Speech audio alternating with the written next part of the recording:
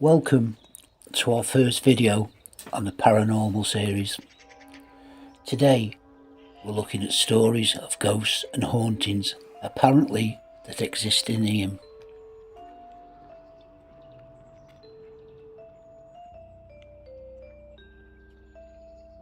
In 1665, the Great Plague reached Eyam. It has been well documented how the plague reached there.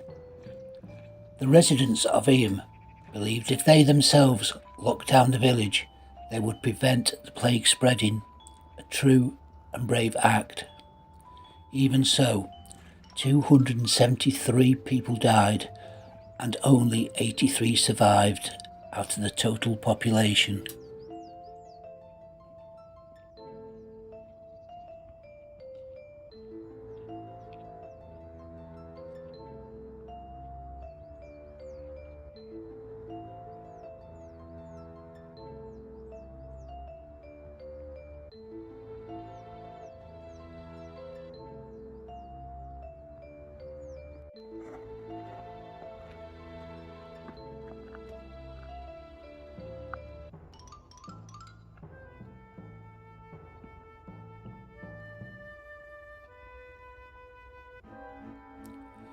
Elizabeth Hancock survived her husband and 6 children.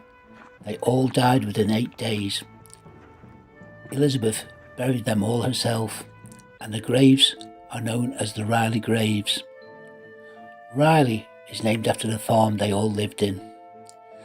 Around the rosy, a pocket full of posies, ashes, ashes, we all fall down.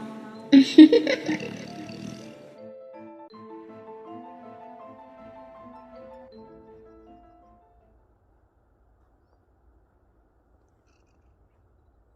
Hancock,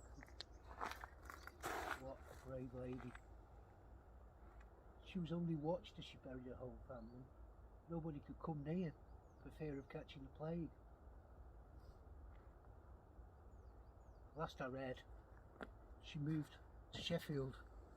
I don't know if she ever came back to visit her children and her husband.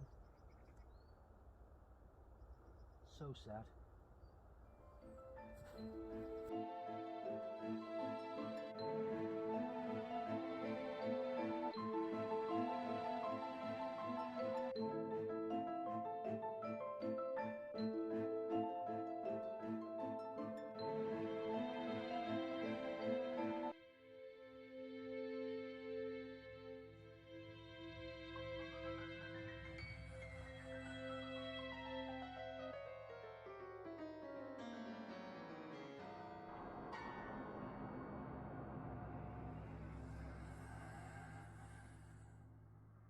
The area is said to be haunted by a blue lady seen amongst the graves as if looking and tending the graves. When people approach the enclosed graves, no one is there.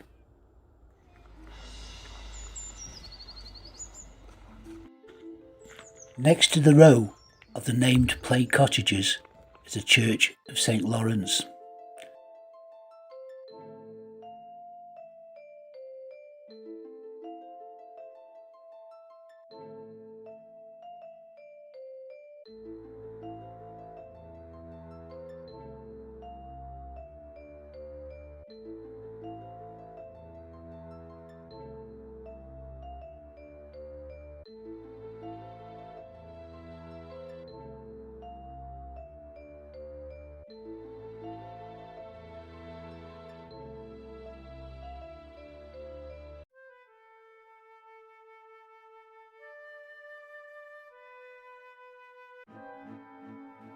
Catherine Mompesson, the wife of William Mompesson, used to help the sick during the plague.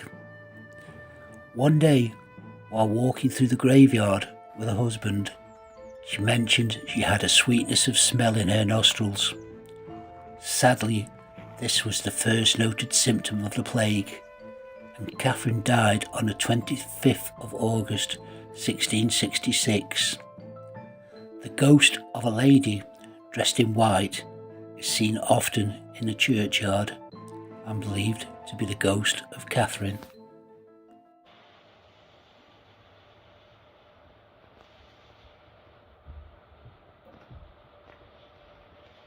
For all the lost souls of Eyam, rest in peace.